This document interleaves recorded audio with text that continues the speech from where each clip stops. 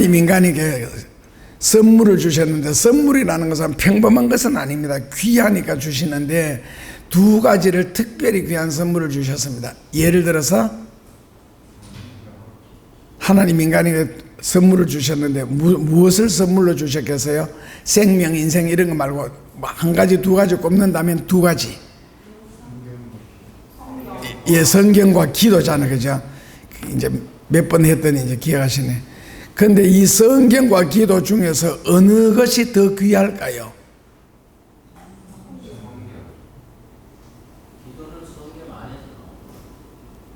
그 성경이 더 넓고 깊고 크지요.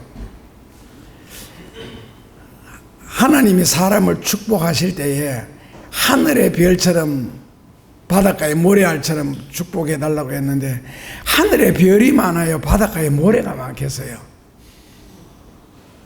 바닷가에 있는 모래가 많겠어요, 하늘에 있는 별이 많겠어요? 그거라도 알아야 창세기를 읽을 거 아니에요. 많을 것 같지요. 근데 과학자들의 말로는 바다의 모래알수는 하늘의 별과 비교 자체가 안 된답니다. 그만큼 적대요. 그래서 그런 게 아니고 우주의 무변광대함 때문에 그렇대요. 그래서 하늘의 별이 훨씬 많답니다. 그만큼. 그렇다면은 성경을 주시고 기도를 주신 이유, 그러니까 성경이 기도보다 훨씬 귀합니다. 당연하게 성경 안에서 기도가 나와야 되고요. 그런데 사람들은 기도를 많이 하느냐, 성경을 많이 보느냐 했을 때에, 기도하는 사람들은 심지어 철야 기도, 뭐 100일 작정, 뭐 새벽 기도 뭐 작정, 그리고 40일 뭐 금식 기도 작정, 이런 거는 하는데 40일 성경 읽기 작전, 뭐 100일 성경 읽기 작전, 이런 거 혹시 들어보셨어요? 그러니까 다시 말하면은 자기의 소원을 하나님께 아뢰는 데는 상당하게 시간을 많이 투자를 하는데, 하나님의 뜻을 알고 하나님을 기쁘시게 하기 위하여 기록된 성경은 외면한다는 것이죠. 왜 그렇겠어요? 믿음의 중심이 자기에게 있기 때문에 그렇습니다. 그 내가 하나님을 믿느냐, 하나님이 나를 믿느냐 했을 때, 신앙이란 무엇이냐? 신에게 귀의하는 것, 그걸 믿음이라 그러거든요. 그러니까 내 생각과 내 생활 모든 것을 가지고 내가 하나님께 들어가는 것, 하나님께 나아가는 것, 이게 믿음입니다. 그런데 실제로는 그렇게 사는 사람들이 몇 명 있을까라기보다가 과연 가능할까라는 질문을 하고 싶은데, 그러니까 어떤 나의 삶의 문제라든지 고통스러운 문제가 생겼을 때 이것을 가지고 하나님 앞에 나아가느냐, 하나님을 끌어들여 가지고 내 고통스러운 문제, 내 삶의 문제를 해결해 달라고 하느냐, 어느 쪽이냐는 거죠. 사람들은 나는 가만히 있을 때는 하나님이 와서 알아서 해결해 달라고 이걸 부르짖잖아요. 그러면은 내가 하나님을 믿는 게 아니잖아요. 하나님을 나한테 끌어들인 것이지. 그거는 믿음이 아닙니다. 그렇게 믿는 것을요, 기복 종교라 그러죠. 넓게 말하면은. 그러니까 우리한테는, 특히 대한민국 사람들한테는 나도 모르게 그 옛날부터 전해오는 그 전통적인 신앙, 의식이라든지 무당적이고 미신적인 습관, 그 미신적인 그 끼가 우리 속에 들어 있습니다. 그러다 보니까 여기서 이제 예수님을 믿으면서 마태복음 3장 2절에서는 과거를 다 청산하고, 이 과거 청산이 한 국가에서도 그렇고 굉장히 어려운 문제인데, 개인도 그렇고 청산하고 회개하고 나를 믿어라. 마태복음 3장 2절에 그랬고, 마가복음 1장 15절에서도 회개하고 예수님을 믿어라. 그러니까 예수님을 믿기 위해서는 반드시 회개라는 걸 전제로 해야 되는데, 회개하고 믿어야 되는데 회개 안 하고 믿다 보니까 과거에 이제 그런 전통적인 그 무속적인 신앙이 우리 속에 있는데, 그 위에다가 기독교를 덮어버리는 정도, 그 오므라이스처럼요. 그러다 보니까 본질적인 부분은 내가 그대로 가지고 있는 거예요. 그 미신기, 기복기. 그러다 보니까 참 믿음이 우리 속에서 자랄 수도 없고 자라지도 않고 그냥 바깥에 덮었다가 어느 순간 허물어져 버리면은 그 옛날로 돌아가게 되는 이런 것은 우리나라뿐만 아니고 미신 섬기는 나라들 가면 다 그렇습니다. 아무리 앞에서 뭐 목사님 성경 기도 어쩌고 저쩌고 찬송 부르고 해도 막상 뭐 절간에 데려다 놓으면 뭐 다 붙여보고 절하고 있는데요. 그래서 우리가 하나님을 기쁘시게 할 것이 무엇인가를 에베소서 5장 10절에 보면은 시험하라 그랬거든. 심지어는요, 원래 하나님은 시험하지 마라, 시험의 대상이 아니다라고 가르치는 게 성경인데, 그 에베소서 5장 10절에서는 하나님을 기쁘시게 할 것이 무엇인가를 너희는 시험하여 보라. 왜 하나님을 기쁘시게 할 것이 무엇인가 내가 시험해야 되느냐 했을 때 그 시험 뒤에 따르는 하나님의 은혜와 축복 때문에 그렇습니다. 그래서 믿음이란 무엇이냐 했을 때 하나님을 감동시키고 하나님을 기쁘시게 하기 위하여서 내가 하나님 앞에 해야 할 일을, 그러니까 성경을 배우셔서 성경 구절 한마디 한마디 가지고 그 내하고 맞는 구절이 있지만 내하고 안 맞는 부분이 있을 때 그 성경에 의하여서 나를 세탁을 해야 되고 세척을 해야 되고 다듬어야 되거든요. 그래야 성경적으로 우리가 돌아갈 수가 있고 성경적으로 생각할 수가 있고 성경적으로 행동할 수가 있고 성경적으로 행동하고 믿고 행동해야 성경에서 말씀하시는 하나님의 은혜와 축복을 내한테, 그러니까 내가 받을 수가 있습니다.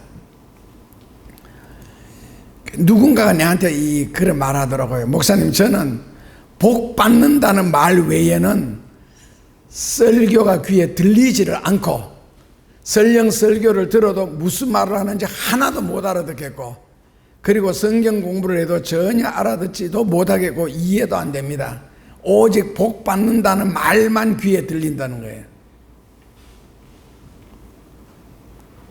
그러니까 성경에 예를 들어서 그 하나님과 인간과의 약속이 3만 가지 정도 있는데 그 중에 복이라는 글자 하나, 그 사과나무 같은 경우에는 뭐 사과가 국광 같은 경우 많이 열리는 경우에는 한 3,300개까지 열리거든요. 사과나무 하나에. 거기에다 그 다음에 수많은 이파리들, 수천 이파리들이 있을 텐데 그 3,300개 사과 열매나 수만의 나무 이파리 중에 하나를 똑 따오는 거거든요. 그게 얘를 복이라 그러면은, 그러니까 얼마나 믿음이 좁아져 버리고 사고방식 의식구조가 아주 좁아져 버리겠죠. 성경이 폭넓은, 제가 어릴 때 기도하면서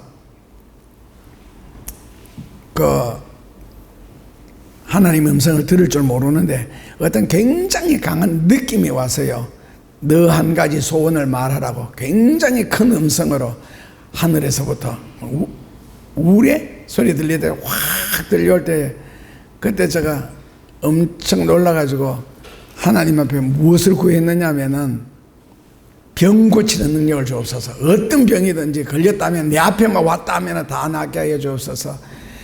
안 그러면 세상에는 7,000가지 방언을 할 수 있는 능력을 주시옵소서. 영분별을 할 수 있도록 영계를 밝혀가지고 가만히 집안에 앉았어도 뭐 온 세상에서 일어나는 일들을 다 볼 수 있도록 이런 걸 구하려고 하다가 가만히 생각해 보니까 이게 이제 나무 이파리 하나에 불과하고 열매 한 개에 불과한 거예요. 그래서 기도하면서 그런 거 보다가도 그러니까 사과나무 같으면 나무 자체를 뽑으면 되는데, 그래서 제가 다른 걸 구했어요. 그런 거 필요 없고, 왜냐면 그 속에 그게 다 부분적인 밖에 안 되더라고요. 그랬을 때 뭐 이렇게 우리가 볼 수는 없지만은 그 영적으로 느껴지는 그 하나님의 흡족한 표정이 있잖아요. 자, 그렇다면은 하나님은 우리에게 성경도 주셨고 기도도 주셨는데 성경을 주신 이유나 기도를 하게 하신 목적을 아십니까? 우리 이때가 이제 성경 들고 다녔는데 하나님 우리에게 성경을 주신 이유나 목적은, 성경에는 4가지가 있습니다. 첫째로는 오늘 읽었던 요한복음 20장 31절, 예수를 그리스도로 믿게 하려고 성경을 주셨다. 그 예수님이 행하신 기적을 기록을 하면은 땅에 쌓아두기에도 부족하다 그랬거든. 그렇게 하신 일이 많은데 그런 거 다 제쳐놓고 예수를 그리스도로 믿도록 하기 위해서 성경을 주셨다. 첫째로. 둘째로는 이사야서 48장 17절에 이사야서 48장 17절에 예수님이 하나님이 내가 너희를 기다리는 것은 너희에게 복을 주기 위하여 기다림이니라. 우리가 기다리는 것은 하나님 앞에 복을 받기 위함이라. 그러니까 하나님도 우리에게 복을 주시기 위하여 기다리시고 우리도 하나님 앞에 복을 받기 위하여 기다린다. 이게 이사야서 48장 17절이고, 그러면 예레미야 42장 3절 6절 거기 두 군데 보면은 인생이 이 땅 위에서 어떻게 살아야 하는지 그 삶의 길을 가르쳐 주시려고 성경을 주셨고, 그 다음에는 무엇을 하며 살아야 되는지 할 일을 가르쳐 주시기 위하여 성경을 주셨다. 그러니까 예레미야 42장 3절에서는 갈 길, 6절에서는 할 일을 가르쳐 주시려고 성경을 주셨다. 그리고 이 모든 것을 통틀어서 성경을 주신 목적을 가장 정확하게 기록한 것이 잠언 1장 3절에서 6절에 보면 조금 길게 잘 설명되어 있습니다. 그런데 그냥 쉽게 우리 한국말로 성경을 주신 이유는 목적이 무엇이냐 했을 때 한마디로 표현하면은요, 가난하게 살지 말라고, 어렵게 살지 말라고, 힘들게 살지 말라고, 고통스럽게 살지 말라고. 그래서 예수님은 계속 비워라, 맡겨라, 믿어라. 그래서 아니라 할지라도 이 세상을 살아가는데 자의, 타의 합해가지고 힘들고 어려운 일이 무척 많은데 그걸 너가 지고 살지 말고 하나님을 믿으니까, 하나님의 자녀니까 하나님께 맡기고 살아라. 그리고 맡긴 만큼 하나님은 새로운 것을 너에게 주신다. 그래서 너무 힘들게 어렵게 가난하게 고생하며 사는 것은 성경에 하나님의 뜻이다라고 말한 적도 없고, 그리고 여러분들은 특별한 사명자가 아니라면 그렇게 살 필요도 없고 그를 연단을 바를 필요도 없고, 하나님의 말씀의 종을 하나 만들기 위해서는 제일 먼저 훈련시키는 게 광야 훈련이거든요. 물질 훈련이요. 그러니까 가난하게 만들어가지고, 왜냐하면 돈 문제가 세상에 제일 예민하니까, 그래서 가난하도록 만들고 어렵도록 만들고 돈 없도록 만들고, 그렇게 해서 그런 일이 필요할 때마다 하나님 앞에 기도하는 법을 가르치시려고 그렇게 물질 연단을 제일 먼저 시키시는 거거든요. 그래서 원래 광야에서 마실 거 먹을 거 필요할 때마다 이스라엘 백성들이 기도를 해야 되는데 성경에는 기도를 하지 않고 원망을 하잖아요. 지금 당장 내가 어렵다는 거지. 그 당장 내가 어려우면 어려운 것을 성화를 시켜가지고 기도하면 될 텐데 그걸 원망으로 바꾸고 불평으로 이스라엘 백성들을 바꾸었는지 모르겠어요. 그러니까 결국 광야에서 다 죽게 되는데, 그러니까 하나님은 우리에게 원래 천지 창조 목적도 그렇고 인간을 창조하신 목적도 그렇고 우리를 부르신 목적도 거기에 다 보면은 공통적으로 포함되는 말이 복을 주시려고 이렇게 나옵니다. 그러니까 인생을 너무 비참하게 살지 말라고, 허약하게 살지 말라고. 그래서 성경을 주셨거든요. 돈은 절대로 주시지 않습니다. 아무리 기도해도요, 하늘에서 돈이 떨어지지 않고, 제가 이때까지 70년 가까이 기도 생활하고 하면서 돈 달라 소리 왜 안 해봤겠어요? 지금도 얼굴이 아주 또렷하게 생각나는데, 김포에 있는 조금 여유가 많은 전도사님이 우리 교회를 잠시 성경 공부하겠다고 다닌 적이 있는데, 그분을 대표기도함을 시켰는데, 그게 방화동의 이야기니까 30년도 넘었네. 근데 그 기도가 아직까지 저 귀에 뱅뱅 돕니다. 단어가 하도 특이해가지고요. 그 전도사님 대표 기도를 시켰더니 하는 말이 기도 내용도 별로 없고 길이도 되게 짧아요. 무슨 기도인지 아시죠? 하나님 아버지 은혜 감사합니다. 내가 지금 좀 어려운데 돈 줄을 확 터줘 주시옵소서. 제가 그대로 했습니다. 그래서 갑자기 교인들이 기도하다가 팡! 아니 돈줄을 확 터줘 주시옵소서. 이런 기도하는 사람이 어디 있어요? 그것도 전도사가 돼가지고 얼마나 웃었는지 기도하는 도중에 돈줄을 확 터져. 그래 이해하는데 개척교회 하면서 얼마나 어려우면 그렇게까지 하겠느냐 싶은 생각이 드는데, 아무리 그렇게 해도 저도 뭐 액수를 정해놓고 기도도 해보고 뭐 작전 기도도 해보고 온갖 짓을 좀 해봤는데 안 줍디다. 그러면은요, 그 완전 야바위밖에 안 되는 거거든요. 성경에는 복 받는 길, 복 받는 방법, 복 받는 환경, 능력 이런 걸 주시지, 돈 자체는 그거는 진짜 그 기복 종교에서 나오는 사입이나 이단들이나 가르치는 말들이지. 근데 돈을 들고 있으면서 굶는다, 이게 이해가 됩니까? 그 이해가 안 되는 게 지금 하나님이 우리 보고 이해가 안 된다는 거예요. 성경을 들고 있으면서 왜 가난하게 사느냐? 기도할 줄 알면서 왜 고통스럽게 사느냐?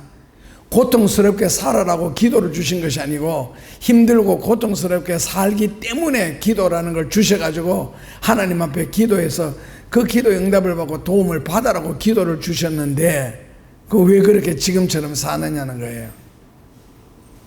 사 먹으면 되지 돈 있으면 왜 굶고 앉아 있느냐는 겁니다.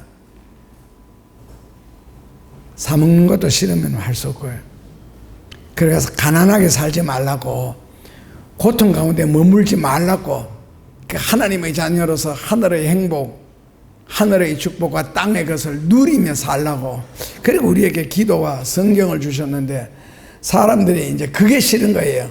내가 기도해가지고 응답받고 뭐 내가 성경을 읽고 깨닫고 말씀을 순종하다가 언제 복을 받느냐. 그러니까 이미 받아놓은 복을 내한테 갖다 달라는 건데, 그런 식으로는요 평생 믿고 죽으면서도, 우리 그 교회는 안 다녔지만은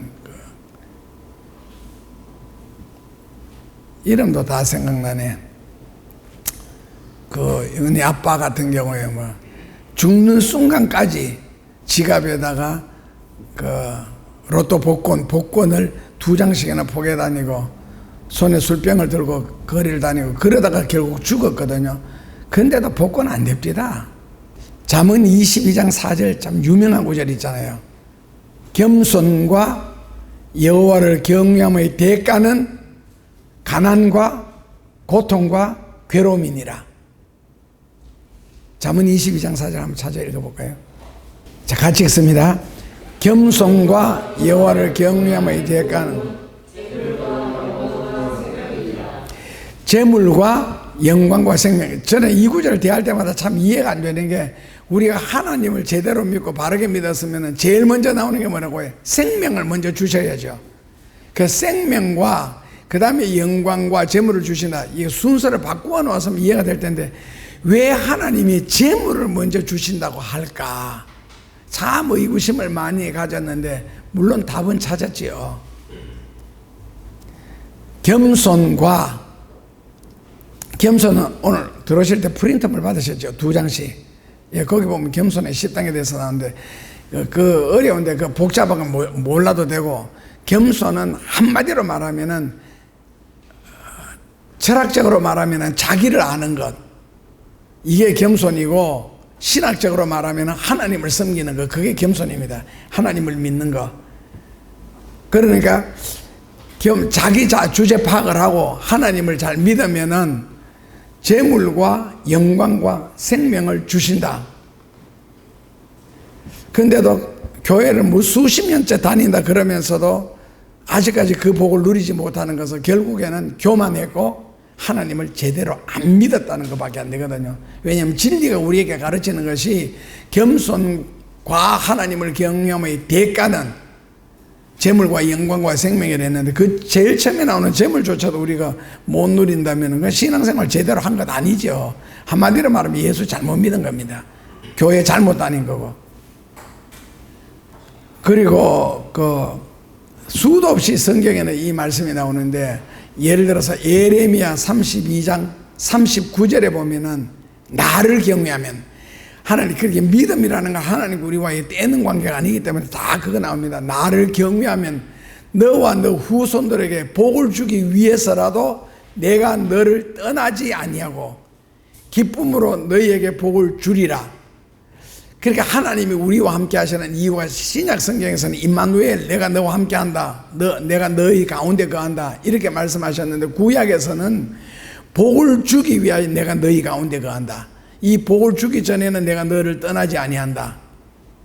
그렇다면 요셉이나 욥이나 구약 성경에 보면 어려움 당하는 사람들, 이스라엘 백성들이 어려움을 당할 때 하나님이 버려두고 떠나셔서요, 그들을 감옥에다 쳐넣어놓고 하나님이 떠나셔서요, 아니면 하나님이 그들을 외면해서요, 내가 너희에게 복을 주기 전에는 떠나지 아니하리라.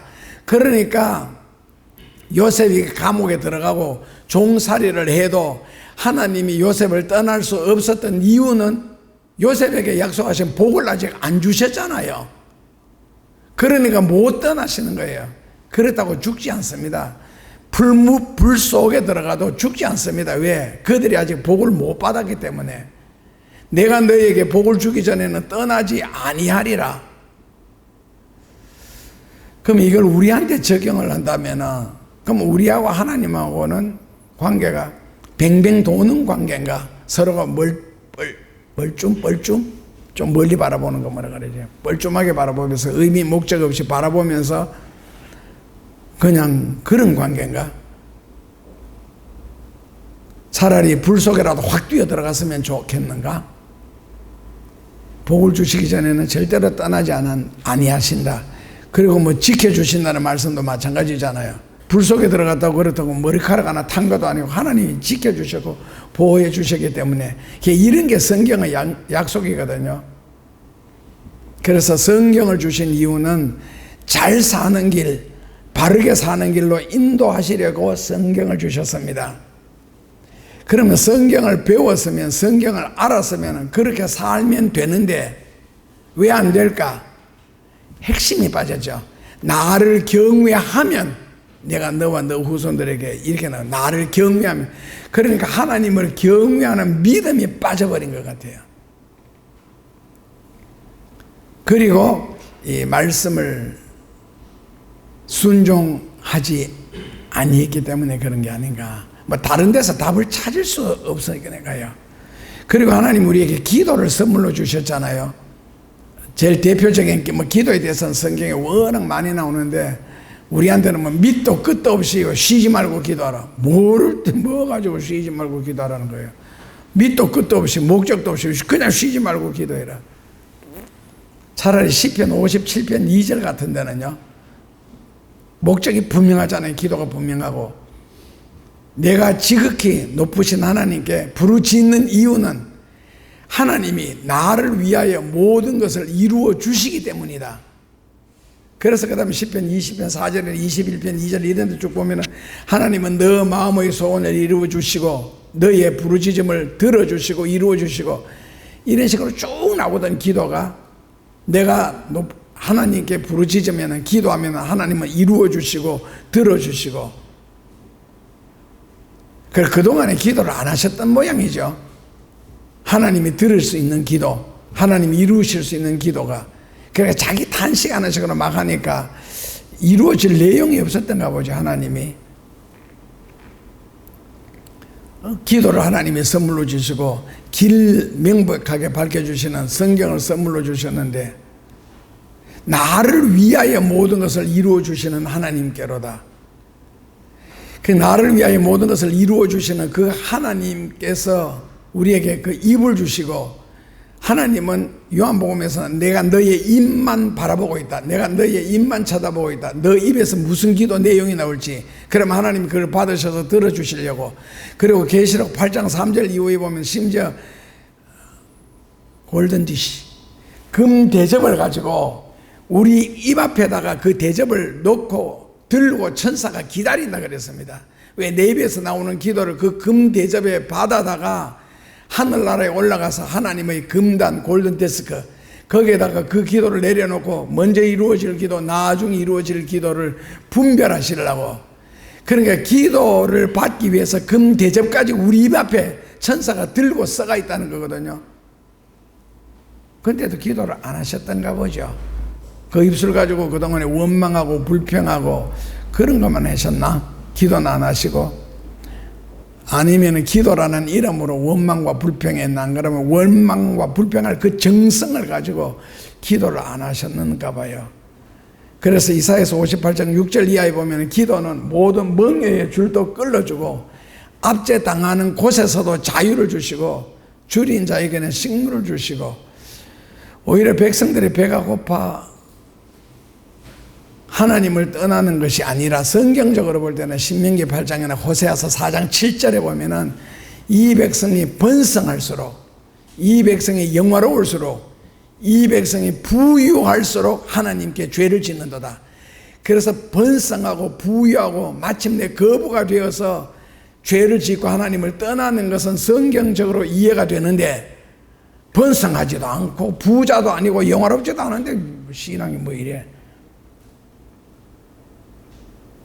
그 성경과 기도가 있는데도 불구하고 이렇게 어렵게 힘들게 가난하게 그저 남 눈치만 바라보며 사는 이유가 뭘까? 게을러서 그런가? 누군가가 음식을 만들어다가 입에 좀 안 넣어주나? 나는 가만히 누워있을 테니까, 입 벌리고 있을 테니까. 그런 거지 근성 때문에 그런가? 그렇지 않으면은 성경적으로는 가난하게 힘들게 사는 것이 무슨 벼슬도 아니고 우리나라 속담에 갓이 무거우면 목이 부러진다는 말이 있습니다. 가난하게 고통스럽게 사는 것이 무슨 벼슬이라고 머리에 그렇게 가득 이고 사는지. 교우 중에는 하도 복이라는 말 하도 많이 사용을 하길래 그저께 금요일 날 새벽에 새벽 역도했어요. 기도실에서 내가 약간 익사이팅이 돼가지고 한국말로 억지로 표현하면 이제 악이 약간 받쳤다 그러나 약간 독이 올랐다 그러나 쫙 부르짖으면서 우리 교우들에게 어떤 이들에게는 내가 70평생에 이런 기도 해본 적이 없거든요.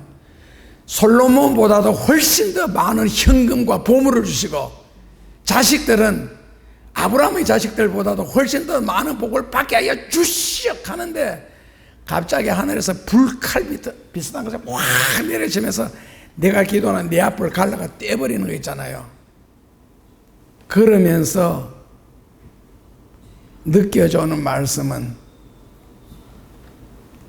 그냥 저 혼자 생각해요. 어림도 없는 소리 하지 마라. 쓸데없는 소리 하지 마라. 기도가 다 기도냐. 하나님, 그 의미가 과연 무엇일까? 내가 이렇게 기도했는데, 하고 있는데, 그러니까 더 이상 말을 못하게 굉장히 강했거든요. 그러니까, 뭐 크게 표현하면은,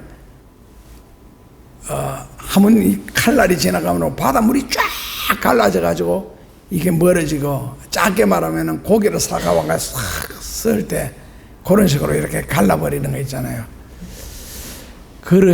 그러면서 내 느낌에 신앙생활을 바르게 하면은 그런 거는 달라고 하지 않아도 이루어질 텐데 그렇다면 어떻게 하면은 신앙생활을 바르게 하게 할 수 있을까? 저 같은 경우에는 이제 인도하는 입장이니까 하니까 그렇게 생각을 하니까 그 다음에 느껴진 것은요, 지금처럼.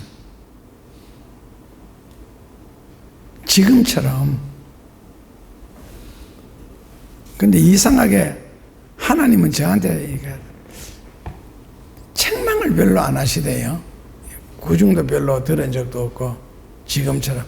그러니까 쉽게 말하면 잘하고 있다는 거예요. 아니, 설교를 들으면서 교우들이 얼마나 화끈거리고, 얼마나 막 듣기 싫고 피하고 싶을 텐데 그게 잘하고 있다는 거거든요. 그러니까 죄성에 강할수록 진리에 가까이 하지 못하는 거 있잖아요. 진리에 접근을 못하는 거.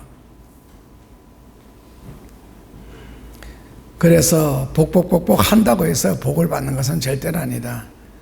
그래서 옛날에 지금은 없었지만 예수님을 믿기 전에 그 다음 뭐라고 했어요? 예수를 믿기 전에 일본 우찌무라 간조 말 인용해. 예수를 믿기 전에 복장부터 고쳐라. 그러니까 마음가짐을 바르게 하라는 거거든요. 그 성경적으로는 회개하고 예수 믿으라는 말 다 똑같은데, 뭐 우리 다 아는 것처럼 복은 누가 받습니까? 그렇다면 복 못 받았다는 것은 복 받을 짓을 안 했다는 거거든요. 답을 아는 것이 중요한 것이 아니라 그렇게 사는 것이 중요한 거예요.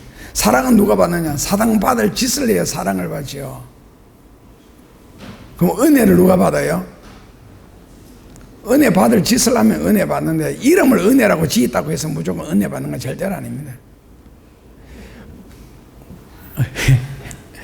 은혜라고 이름을 짓고 은혜 받을 짓도 하고, 만약에 교양도 있다면은 금상첨화겠죠. 이름은 은혜라고 지어놨는데 미움받을 짓, 두들겨 맞을 짓만 한다면 누가 사랑하겠어요? 누가 은혜 베풀고?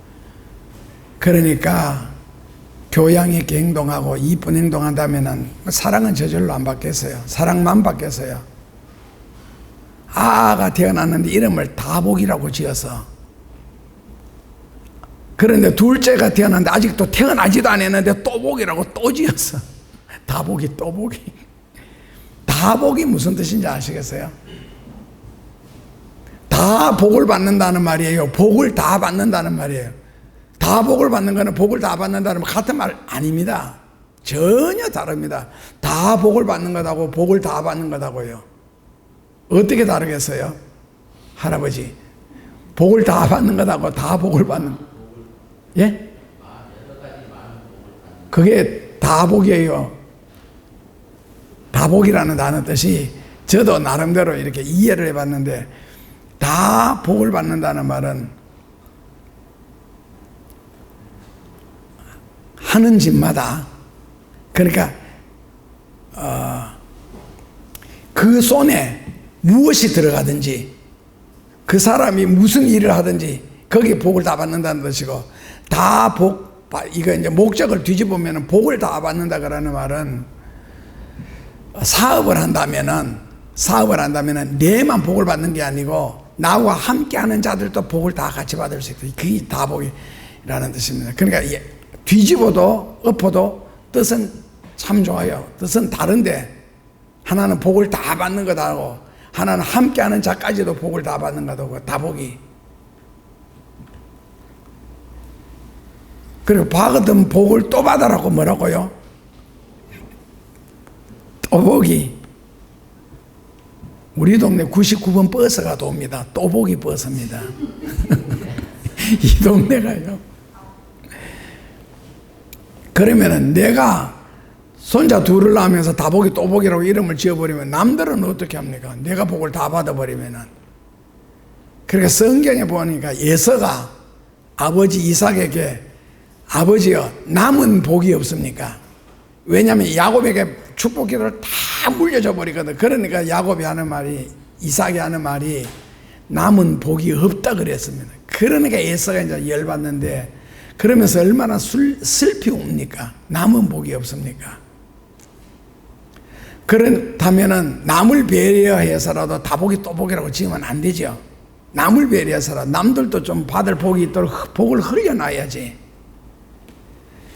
그런데 성경적으로 볼 때는 복은 얼마나 받아야 됩니까?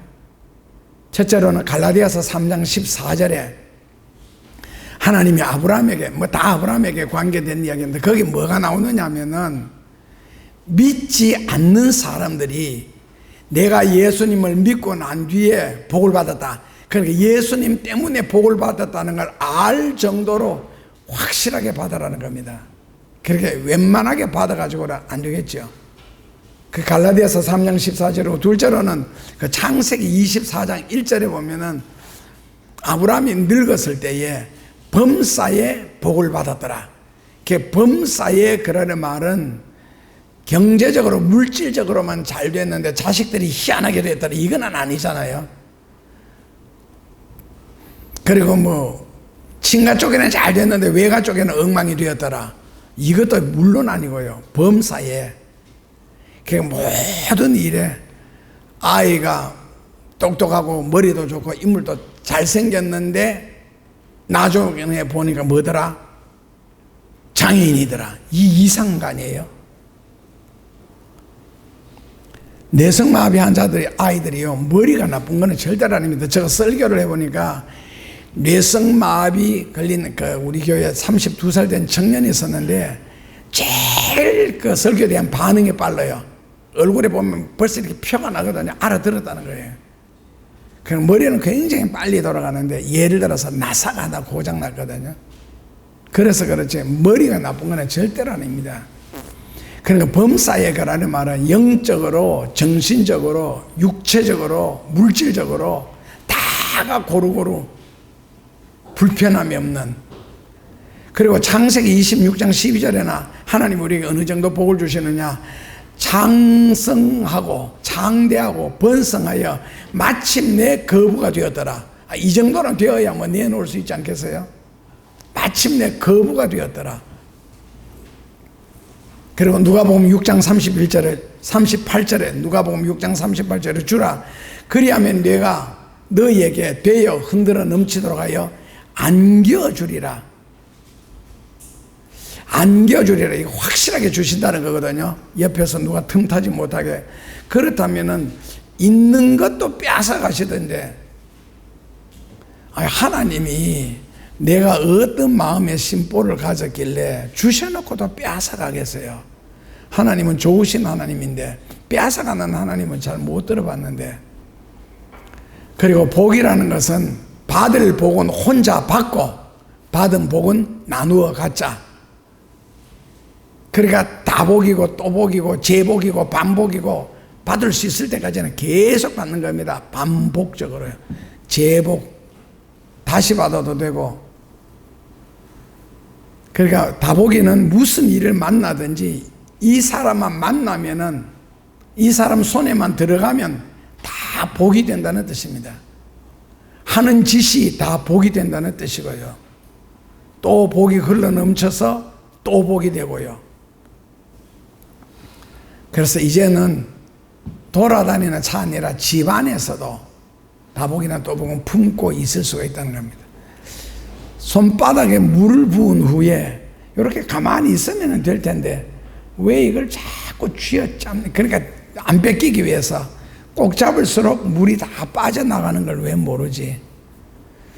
그래서 성경에 보면은 현실적으로도 그러고 재물이 많은 곳에는 반드시 근심이 많다. 이거는 뭐 수학 규칙처럼 돼버린 건데, 근데 잠언 10장 22절에서는요 하나님이 복을 주시는 사람에게는 절대로 근심과 걱정을 겸하여 주지 아니하시고, 잠언 10장 22절에 하나님이 주시는 복은요 절대로 인간의 걱정과 근심을 겸하여 주시지 아니하시고. 그래서 성경 말씀만 확실하게 믿고 순종할 수 있다면은 말씀 안에서는 두려움도 없고 삶의 문제도 없고 있을지라도 해결을 할 수가 있다. 왜? 누가복음 1장 37절에 보면은 대저 하나님의 모든 말씀은 능치 못하심이 없느니라. 그래서 말씀을 의지해야 되고 신앙생활 한다면 걱정 근심이, 요즘 텔레비전 기독교 방송을 이렇게 TV를 들어보면은 여자 목사들이 설교를 하는 장면들이 참 자주 나오는데 거의 90% 가까이가 예언을 많이 하더라고요. 내가 하나님의 음성을 들었는데 내가 어젯밤에 하나님, 그러니까 하는 여자 목사들마다 하나님이 말씀하시기를, 그러니까 무슨 하나님의 음성을 그렇게 자주 듣고 자주 보고 하는지 설교 때마다. 그런데 여러분들이 말씀이라는 베드로전서 2장 4절에 말씀은 반석이고 그 반석은 예수 그리스도도 이렇게 해석을 해놨거든요. 그냥 말씀 위에만 신앙생활 잡힌다면 누가 나한테 와서 무슨 예언을 하고 무슨 말을 할지라도 절대로 믿지 않으셔도 저주받지를 않습니다. 왜? 말씀에 나를 붙잡고 있기 때문에요. 그래서 말씀을 철저하게 믿는 믿음이 굉장히 귀한 믿음입니다. 진리를 붙잡고 산다는 거. 그 사람들 말에 의하여서 좌지우지 될 필요가 없습니다. 그래서 성경을 믿고 순종하면은 시편 119편 165절에 시편 119편 165절에 인생에 장애물이 없으리라. 그리고 큰 평안이 너희에게 임하리라. 이게 말씀이 우리에게 주시는 은혜고 능력입니다. 그 하나님이 주시는 큰 평안과 인생의 장애물이 없이 무슨 일을 만나든지 범사가 형통하고 나의 갈 길 다 가도록 인도하시는 하나님께 영광 돌리며 살 수 있기를 주님 이름으로 축원합니다. 예수님 감사합니다. 약속으로 주시고 이 말씀대로 이루시고 이 말씀 안에서 역사하시는 예수님 체험하며 살게 하옵소서. 예수님 이름으로 기도하옵나이다. 아멘.